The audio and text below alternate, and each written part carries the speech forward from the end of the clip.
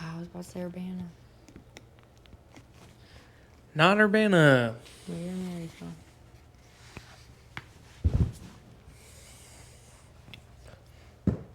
Welcome to your daily OJ. Your daily OJ. Do you like my hat? Olga bought me a new hat. Banana. It's got bananas on it.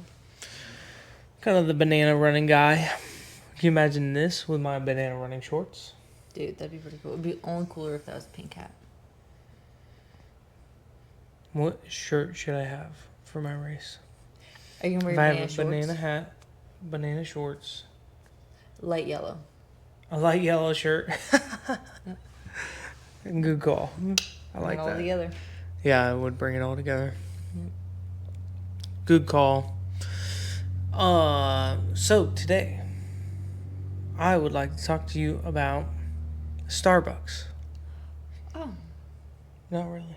But that is the story heading into what we're talking about. Okay. So, Starbucks had a CEO, okay? Picked out by Howard Schultz, the Howard Schultz, he's the founder of Starbucks. But Starbucks was like struggling or something. Howard Schultz came back and then picked his own CEO to replace him. Ended up not going very well. But the CEO, you have to understand, also came in at a terrible time.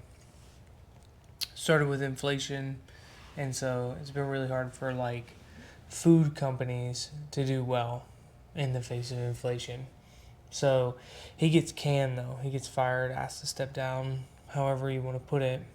And there was an interview that came out that kind of criticized his leadership style.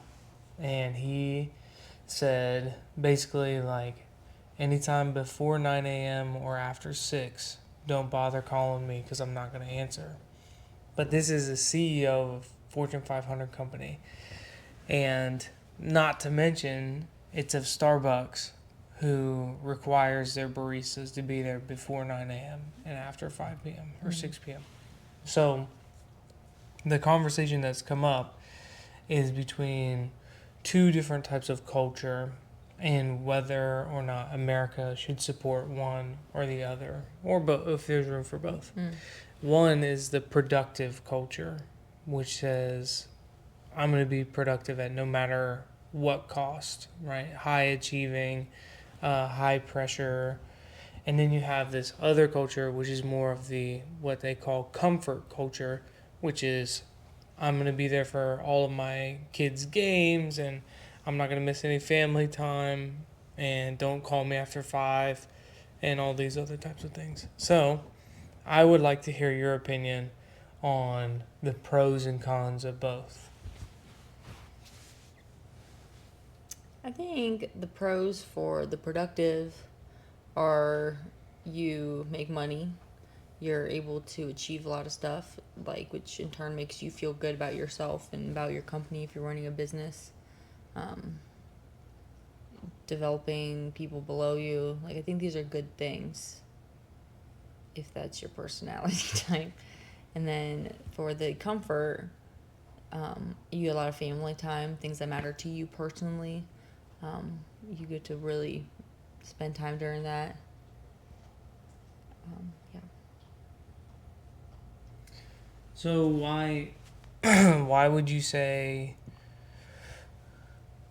I mean, I think I can guess which camp you're probably in, right? You're very much in like the comfort camp. Yeah. Why would you say that's something that you lean towards? Is it something that you would recommend other people lean towards? I think I grew up with my dad having a small business, and he owned a car wash, and we never saw him. He was gone by the time we woke up, and he would come home at like 7 p.m. And oftentimes when we were on vacation, like he would be checking his cameras. Like he was always like high productive, high working, like high anxiety. Always, even at home, he wasn't at home. Even on vacations, like for the family, he wasn't on vacation. And so I grew up with that. And I remember thinking what I wanted most, like, yeah, we had nice things. We'd go on nice trips. But what I wanted was my dad. And I didn't get to have my dad. And looking back on our childhood, the moments I did have my dad, like I just remember us going on long walks, or the times where he was away from his phone, those were really special.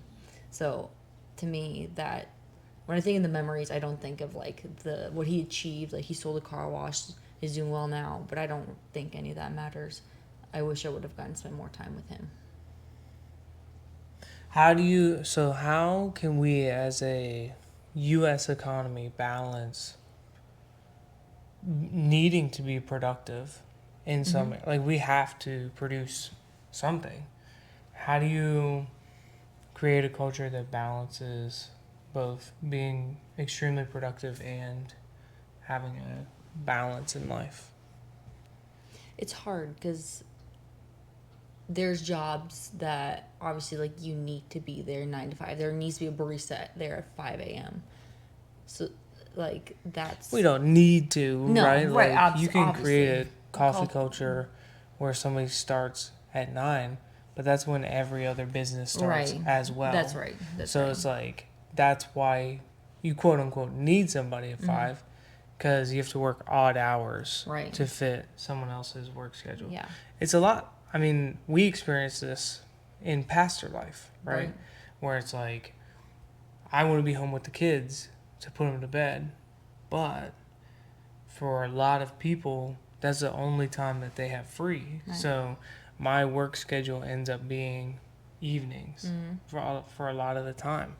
And so we have to soak up our time during the day because chances are I'm not going to be here in the evening. But it's like weird, right? Because then you get the pressure of it's daytime. I should be working because nobody around us is home. Like I should be Right. working. So then like you. So I'm double working. That's right. Is what ends up happening Right. typically. Yeah.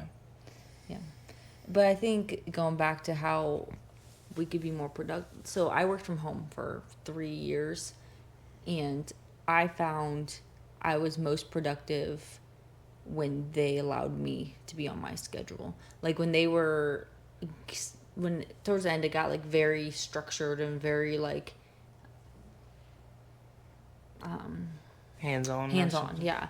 And I felt less productive because I felt frustrated and annoyed that I was constantly being hounded down on because they were just pushing productivity. But I really liked like before when it first started where it was very, here are your tasks, you get them done, and then like your life can go on. So I'd be able to work for when the kids during their naps and at bedtime, and I think that worked out decently well for a little bit for us. So like the balance was there kind of because I was able to be a mom and working. Accounting's kind of like a field where you can do that. Yeah, that's right. It's interesting, like, when you talk about manufacturing or something like that, where it's like, there's no option to work from home. Right. So what do? You know, Yeah. like, you have to come into work. I think like there's countries or they've done studies where it's like the 3 or 4 work week, and they found people are way more productive when you actually give them time off. To rest. Right. And relax and stuff. Yeah. I know there's a big story out about Dell. They were like, we want people to come back into work. So we're gonna basically threaten you. If you don't come back into the office, you can't get a raise or a position bump, right? You won't climb the ladder. And everybody at home was basically like, we don't care. I'd Right. rather be at home than get a pay raise. And so then they let them all go. Oh my god. Because they're like, we need people in the office. Yeah. Why do you need people in the office?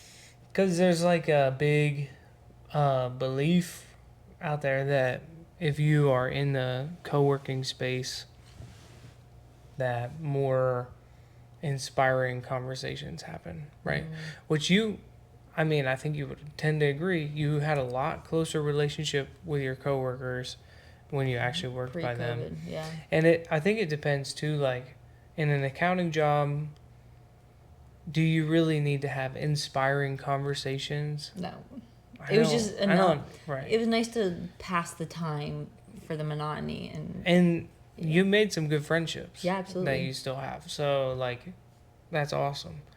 But I think, like, when you're talking about more of like a creative field where they're trying to invent something new or something like that. I get that. They say like most of the really creative acts that happen in some of these businesses happen when you're walking to the water cooler and that kind of stuff.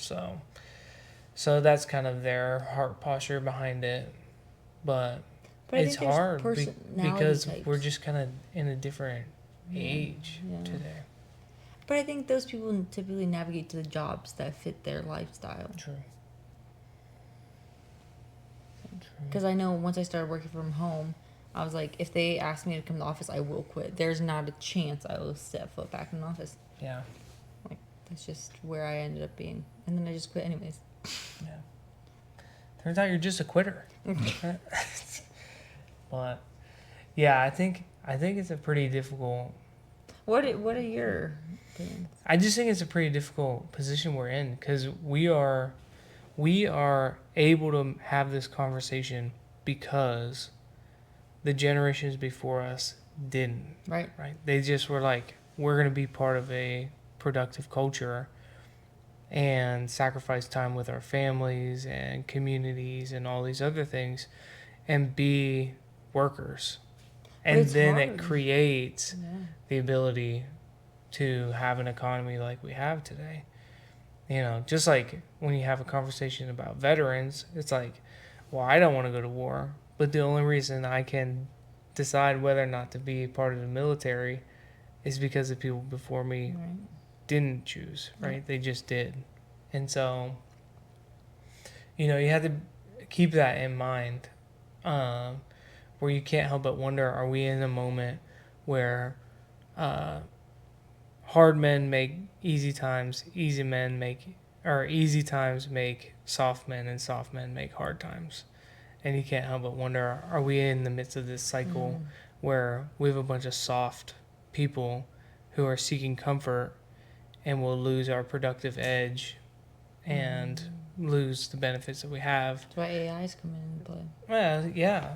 Well, AI is like maybe a game changer in that maybe we can create a world in which we can all have comfort, right? Because I think comfort's probably where we all should aim, but the reality is, can we, right? But if we have an AI or a robot army to go and mine for us, or go and build for us, or go and work in these warehouses for us, maybe we can have more conversations around comfort, and it's okay. Right. But even then, it's like, will we lose our creative edge and stop innovating because it's okay to just watch TV and eat pizza and... See, but I disagree. I think, like, to me, comfort is, like, I don't think being comfortable is sitting at home watching pizza. Like, you need to be intentional with your time and with your family. But the truth is, yes, be intentional with your family, but then we choose to go hiking and not eat fast food, but instead we eat salads, like with walnuts and pine nuts and whatever it is that Olga puts in it. It still keeps us from being productive in some way, right? Until you're intentionally creative and trying to produce something, you know, just being leisurely keeps you from being productive. And it's like... Is that why our society looks down on moms? Because we're not productive members of society? Well, what are you producing, right? You'd be producing the future of humanity, which is kind of a big deal. Absolutely. So hopefully you're doing it well, right? Like, if you are producing kids that are a bunch of marshmallow kids, you're not doing anyone a favor, right?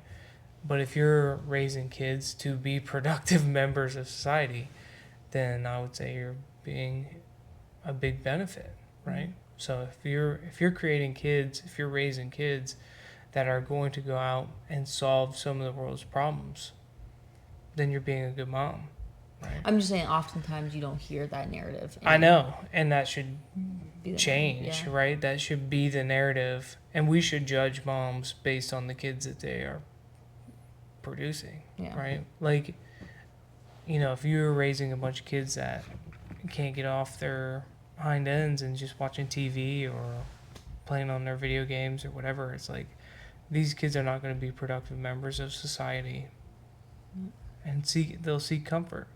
I don't. It's such a strange balance Yeah. because like I want to say, I'm an overworker. Absolutely. So like I have this battle all the time where it's like I want to be present for my family, I want to be present for my kids, but like I have this deep burden to want to produce something into the world. Mm-hmm. And to balance those things, you feel like you can't really. Mm-hmm. Because to move any object, it has to be unbalanced, right? Mm-hmm. In order for me to be a part of a movement that's producing something good into the world, there has to be an unbalance of force Mm-hmm. on my part to make that thing move.